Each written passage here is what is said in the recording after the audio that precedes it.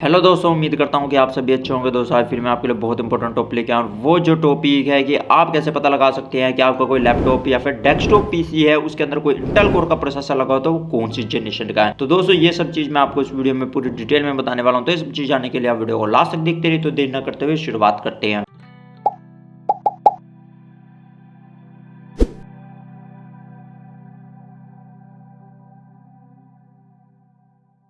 दोस्तों हमारे लैपटॉप या फिर डेस्कटॉप पीसी के अंदर कौन सी इंटेल कोर की जनरेशन वाला प्रोसेसर लगा हुआ है, ये जानने के लिए सबसे पहले तो आपको ये जानना जरूरी है कि हमारा जो लैपटॉप या फिर डेस्कटॉप पीसी है उसके अंदर जो करंट प्रोसेसर क्या है। जब तक आपको उसका मॉडल नेम नहीं पता होगा तब तक आप पता नहीं लगा सकते कि आपका उसके अंदर कौन सी जनरेशन वाला इंटेल कोर जो प्रोसेसर लगा हुआ है। तो दोस्तों ये जानने के लिए सबसे पहले आपको मॉडल नंबर चेक करना होता है। तो मॉडल नंबर आप कैसे चेक कर सकते हैं, तो उसमें आपको क्या करना होता है कि आप स्टार्ट मोड पे जाइए, तो वहां पे लिख सकते हैं सिस्टम या फिर सिस्टम इन्फॉर्मेशन। आप ये दो पेज खोल सकते हैं, मतलब सिस्टम इन्फॉर्मेशन या सिस्टम अकेला लिख के, या फिर आप क्या कर सकते हैं कि window plus R button press कीजिए, तो वहां पे आपका रन जो टास्क बार खुलेगा उसमें आप वहां पे MS Info 32 लिख के आप एंटर कीजिए, तो आपका सिस्टम इन्फॉर्मेशन पेज खुलेगा। मतलब दोनों में ही आपको वहां पे प्रोसेसर का मॉडल नंबर देखने को मिल जाएगा। मतलब वहां पे क्या होगा कि हमारा जो जैसे मान लीजिए सिस्टम में हुआ तो वहां पे लिखा होगा प्रोसेसर कि हमारा जो प्रोसेसर ये है, और जो हमारा सिस्टम इन्फॉर्मेशन में वहां पे प्रोसेसर का जो उसके आगे लिखा होगा कि हमारा जो यहाँ पे जो प्रोसेसर कौन सा है। तो वहां से आप पता लगा सकते हैं कि आपका जो प्रोसेसर है लैपटॉप या फिर डेस्कटॉप पीसी के अंदर वो कौन सा है। मतलब ये जो तरीका होता है। अगर दोस्तों आपको इसके बारे में ज्यादा जानना है कि आप वो कौन से तरीके होते हैं जिनके जरिए आप प्रोसेसर मॉडल नेम पता लगा सकते हैं और भी,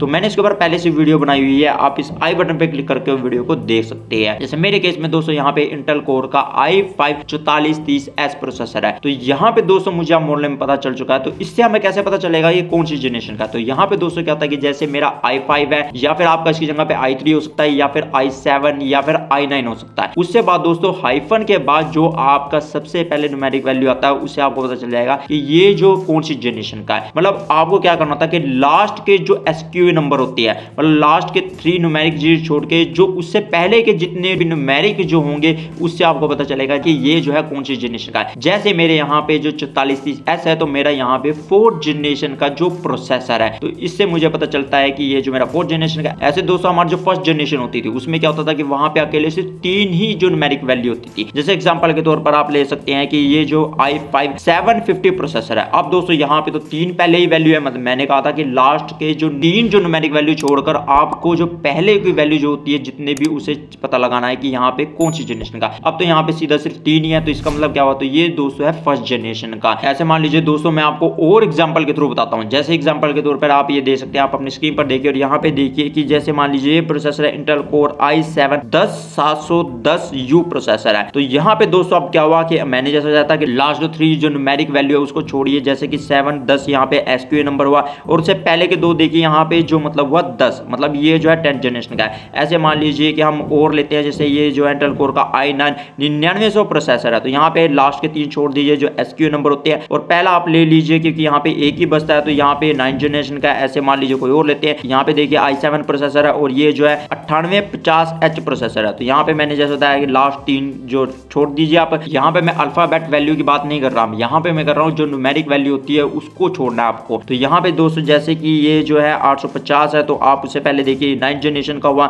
उससे बाद जैसे i5 के एग्जांपल लेते हैं, तो वहाँ पे 8600 प्रोसेसर है, तो मतलब ये लास्ट के 600 SQA नंबर हुआ, और यहाँ पे जो 8 नंबर हुआ वो हुआ 8th जनरेशन का प्रोसेसर। ऐसे मान लीजिए कि हम कोई और लेते हैं, जैसे मान लीजिए i3 हुआ, यहाँ पे है 7350 के, तो यहाँ पे इसका मतलब हुआ कि 350 SQA नंबर हुआ, और 7 जो बचता है वो जो हुआ 7th जनरेशन का हुआ। ऐसे मान लीजिए हम दोस्तों और एग्जांपल लेते हैं, हम 11th जनरेशन के प्रोसेसर की एग्जांपल लेते हैं। तो यहाँ पे देखिए जैसे ये जो प्रोसेसर है i7 1165G7 प्रोसेसर है। तो यहाँ पे दोस्तों जैसे मैंने बताया था कि लास्ट 3 मतलब यानी कि न्यूमेरिक जो होते हैं उसे छोड़कर पर यहाँ पे 2 ही दिए गए हैं। उसके बाद दोस्तों आप देख सकते हैं कि G7 मतलब यहाँ पे जो ग्राफिक्स वाला मतलब ये जो प्रोसेसर होता है, पर उसके साथ में 7 है। आप देखिए कि न्यूमेरिक वैल्यू हो गया, मतलब 3 लास्ट के छोड़कर आप यहाँ पे देखिए कि ये जो SQA नंबर हो गया एक हिसाब से, और उससे पहले का देखिए वहां पे मतलब 3 आपको लास्ट में देखनी है, चाहे वो उसके बीच में कोई भी अल्फाबेट हो या ना हो, आपको लास्ट के 3 जो न्यूमेरिक वैल्यू होते हैं वो छोड़ने हैं, और उससे बाद आपको देखना कि वहां पे कौन सा बचता है। तो यहाँ पे 11 बचता है, तो ये जो है 11th जनरेशन का हुआ। दोस्तों मान लीजिए कि हम मान लीजिए 12th जनरेशन का लेते हैं, जैसे मान लीजिए कि i7 का कोई प्रोसेसर है और वो जो है 12700K प्रोसेसर है। अब दोस्तों यहाँ पे 3 जो लास्ट के जो आप छोड़ दीजिए, मतलब 700 SQA नंबर हुआ,